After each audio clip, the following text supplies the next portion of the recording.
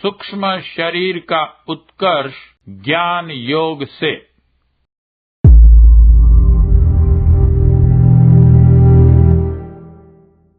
सूक्ष्म शरीर विचार प्रधान है।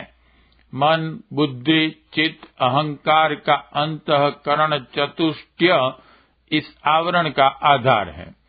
विविध कामनाएं, वासनाएं, आकांक्षाएं, लालसाएं इसी में बैठती हैं। अभिरुचि और प्रकृति का केंद्र यही है। शरीर विज्ञान के अनुसार मस्तिष्क में यह संवेदनाएं समाविष्ट हैं। अतएव मस्तिष्क को सूक्ष्म शरीर का निवास स्थल माना गया है। यों यह चेतना समस्त शरीर में भी व्याप्त है। मस्तिष्क के दो भाग हैं, एक सचेतन, दूसरा अचेतन। माथे वाले अग्र भाग में सोचने, विचारने, समझने, बूझने, निर्णय और प्रयत्न करने वाला सचेतन मन रहता है और मेरुदंड से मिले हुए पिछले भाग में अचेतन मस्तिष्क का स्थान है। यह अनेकों आदतें, संस्कार, मान्यताएं, अभिमान, प्रवृत्तियां मजबूती से अपने अंदर धारण किए रहता है। शरीर के अविज्ञात क्रियाकलापों का संचालन यहीं से होता है। गुण विभाजन के अनुसार स्थूल शरीर तमोगुण यानी कि पंच तत्वों से, सूक्ष्म शरीर रजोगुण यानी कि विचारणा से और कारण शरीर सतोगुण यानी कि भावना से विनिर्मित हैं। स्थूल शरीर को प्रवृत्ति प्रधान, सूक्ष्म शरीर को जीव प्रधान और कारण शरीर को आत्मा परमात्मा प्रधान माना गया है। अन्नमय, प्राणमय, मनोमय, आनंदमय, विज्ञानमय कोश भी इन तीन शरीरों से अंतर्गत ही है, जिनका वर्णन पहले किया जा चुका है। यहाँ तो इतना जानना ही पर्याप्त है कि सूक्ष्म शरीर में देवत्व का अभिवर्धन करने के लिए ज्ञान योग की आवश्यकता होती है। ज्ञान योग का अर्थ उन जानकारियों को हृदयगम करना है जो हमारे आदर्श, सिद्धांत, मनोभाव और क्रियाकलापों का निर्माण एवं संचालन करती है। स्थूल ज्ञान वह है सांसारिक जानकारियां बढ़ाकर हमारे मस्तिष्क को अधिक उर्वर, सक्षम एवं समर्थ बनाता है। यश, धन, व्यक्तित्व, शिल्प, कौशल आदि इसी आधार पर उपार्जित किए जाते हैं। इसी को शिक्षा कहते हैं। विविध विषयों की अगणित शिक्षा संस्थाएं इसी प्रशिक्षण के लिए खुली हुई हैं, जिनमें पढ़कर छात्र अपनी रुचि एवं आवश्यकता अनुसार जानकारी अर्जित करते हैं। पुस्तकों, पत्र पत्रिकाओं, रेडियो, टेलीविजन, फिल्म, परस्पर संभाषण, भ्रमण आदि साधनों से भी मस्तिष्क को समुन्नत करने वाली जानकारी मिलती है। यह सब शिक्षा ही का भेद है। शिक्षा सांसारिक जानकारी देती है, उसकी पहुंच मस्तिष्क तक है। विद्या अंतःकरण तक पहुंचती है और उसके द्वारा व्यक्तित्व का निर्माण, निर्धारण होता है। विद्या को ही ज्ञान कहते हैं। ज्ञान का आधार अध्यात्म है। केवल शब्दों के श्रवण मनन से शिक्षा पूरी हो सकती है, पर विद्या का उद्देश्य तभी पूरा होगा जब उसकी पहुंच अंतरात्मा तक हो, उसका आधार अध्यात्म तत्व ज्ञान रहे और उसका प्रशिक्षण ऐसे व्यक्ति द्वारा किया गया हो जो अपना आदर्श उपस्थित कर उन भावनाओं को हृदयगम करा सकने में समर्थ हो। यह आधार प्राप्त न हो तो विद्या एक तरह की भौतिक शिक्षा मात्र ही बनकर रह जाती है और उससे अभिष्ट प्रयोजन पूर्ण नहीं होता। आजकल अध्यात्म के नाम पर, ज्ञान योग के नाम पर वाचालता बहुत बढ़ गई है।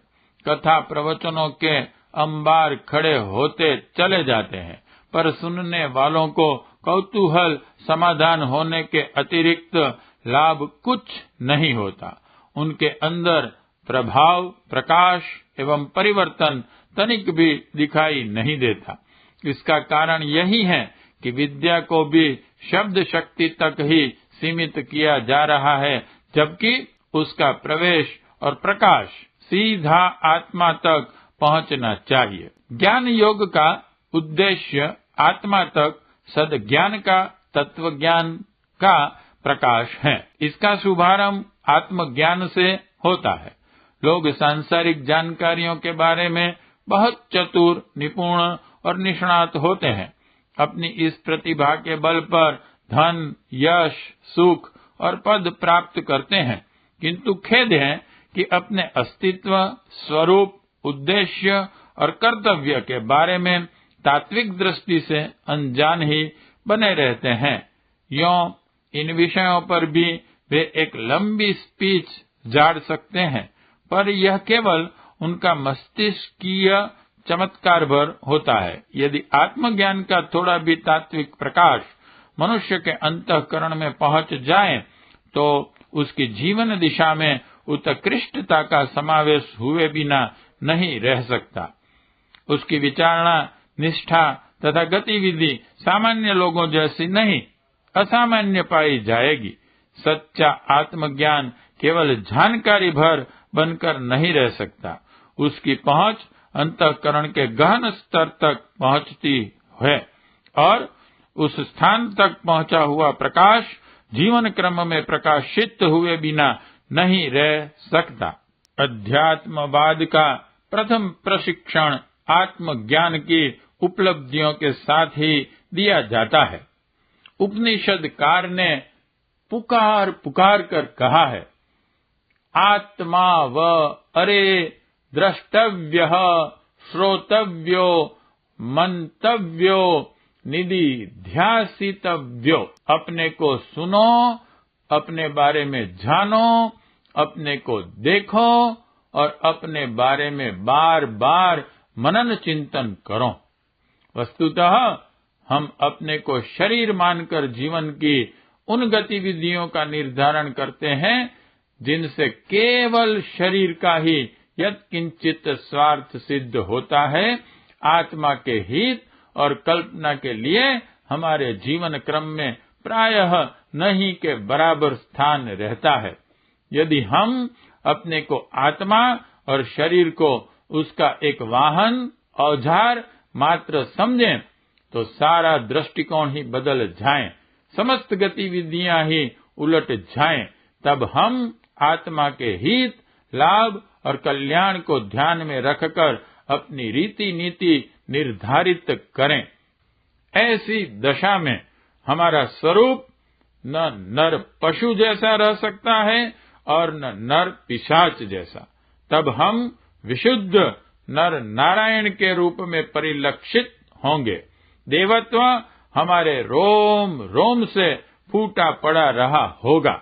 यदि इस तथ्य को हृदयगम किया जा सके, तो हर साधक अपने सूक्ष्म शरीर में, मानसिक चेतना में ज्ञान योग का समावेश कर देवत्व का जागरण करने की दिशा में आशाजनक प्रगति कर सकता है।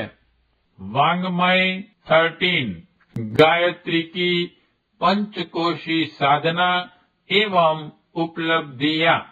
लेखक पंडित श्री राम शर्मा आचार्य जी। अगर आपको हमारी यह वीडियो पसंद आई हो तो इसको लाइक करें, कमेंट और शेयर जरूर करें। साथ ही हमारे YouTube चैनल ऋषि चिंतन को सब्सक्राइब कर बेल आइकन भी दबाएं ताकि आपको आने वाले वीडियोस की नोटिफिकेशंस मिलती रहें। धन्यवाद।